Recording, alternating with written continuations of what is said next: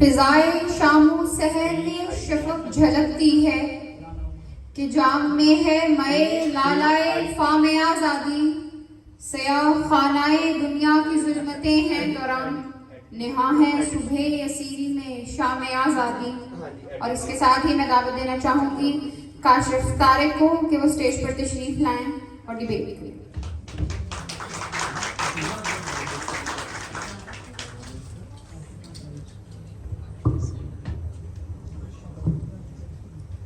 آشنا اپنی حقیقت سے ہو اے دہقاں ذرا، دانا تو کھیتی بھی تو بارہ بھی تو حاصل بھی تو.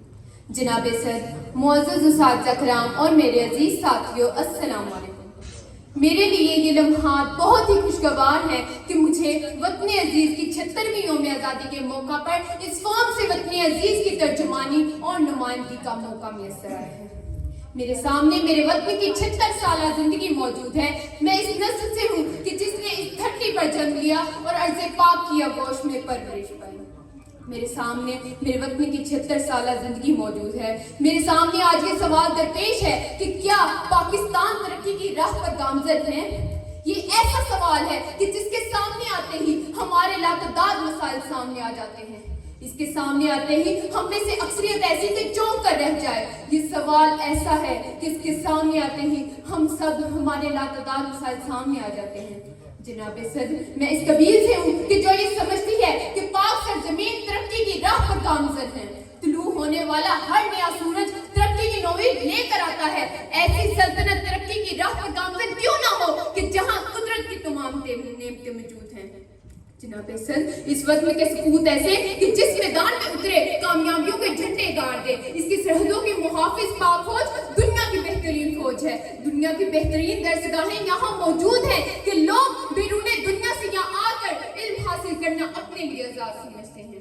صدر علی وقار، مجھے احساس ہے کہ ابھی ہم اس انتہا تک نہیں پہنچے جس انتہا تک پہنچنے کا خواب ہمارے اسلاف نے دیکھا تھا. مگر مجھے یہ بات ماننے میں کوئی چیز رکاوٹ نہیں کہ ہم ابھی تک ترقی یافتہ قوموں کی صف میں جگہ نہیں پا سکے.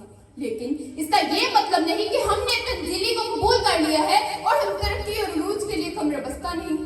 ہم وہ قوم ہیں جس نے یہ سیکھا اور سدا اس پر کامل یقین ہے کہ وہ مرد نہیں جو ڈر جائے حالات کے خونی منظر سے.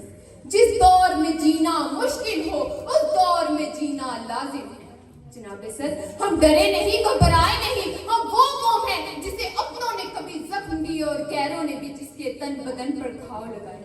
76 برس قبل بے آسرا مہاجروں کے لٹے پٹے قافلوں کو جب اس سرزمین نے اپنی آغوش میں جگہ دی، تب ہمارے وطن کی ناؤ بیچ میں جدھار کچھ کو لے کھا رہی تھی. ہمارے بزرگوں نے قائد اعظم کی قیادت میں بے سر و سامانی کے عالم میں سفر شروع کیا. ان 76 برسوں میں بڑے مشکل حالات دیکھے، لیکن ہمارا یہ سفر جاری رہا کیونکہ ہم نے یہی سیکھا ہے. راہ تو راہ رو بھی تو، رہبر بھی تو، منزل بھی تو. کانپتا ہے دل تیرا اندیشہ طوفان سے کیا. جناب صدر، آج عالمی منظر نامے پہ اگر نگاہ دورائی جائے تو پاکستان تمام عالم اسلام میں اکلوتی ایٹمی قوت ہے.